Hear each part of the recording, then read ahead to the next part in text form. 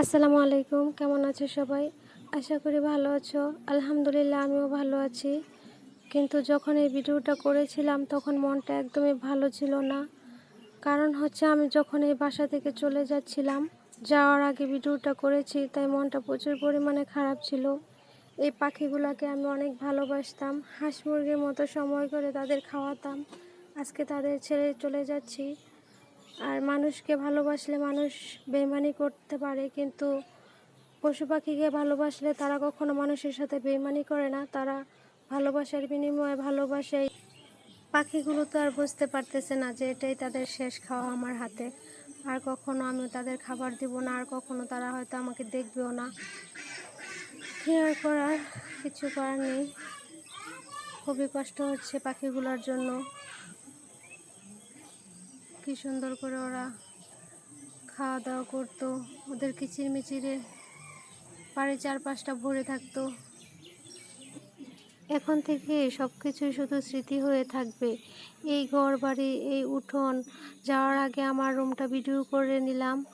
কত সুন্দর করে সাজিয়ে গুছিয়ে নিয়েছিলাম। আজকে সব কিছুর মায়া জড়িয়ে গেলাম। সব কিছুর জন্যই মনটা ভীষণ খারাপ লাগতেছে। অনেকে হয়তো বলতে পারো, সামান্য একটা ঘরের জন্য কেন তোমার এত মন খারাপ? আসলে সামান্য হলো আমার জন্য সামান্য না। যার যার বাড়ি তার জন্য অনেক ভালো। আর নিজের বাড়ি কুঁড়েঘর থাকলেও নিজের বাড়ির মতো এত শান্তি, এত আরাম কোথাও গেলে লাগে না। আমার কাছে মনে হয় না যে নিজের বাড়ির মতো শান্তি কোথাও গেলে পাওয়া যায়। দেখো কি সুন্দর করে আমি একটা ফুলের টব বানিয়েছি। কত স্মৃতি, হাসি খুশি, দুঃখ বেদনা সব মিলেই মানুষের জীবন। আসলে নিজের যা থাকে তা নিয়েই সন্তুষ্ট থাকা ভালো।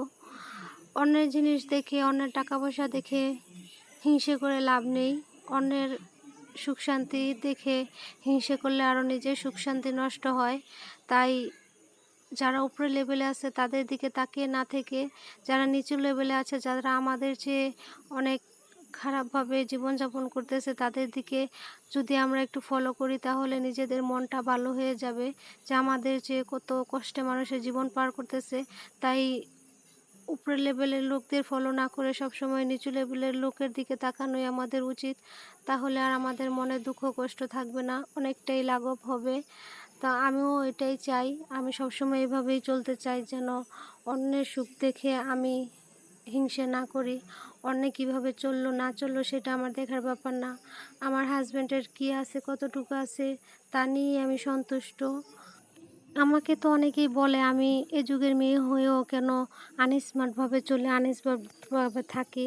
কিন্তু আমার এত স্মার্টের দরকার নাই। আর আমার হাজব্যান্ডও চায় না যে আমি এত ওভার স্মার্ট হয়ে যাই। আমি যেমন আছি সে তেমনই সন্তুষ্ট। আর আমার হাজব্যান্ডও যে রকমের আছে আমি তেমনই সন্তুষ্ট।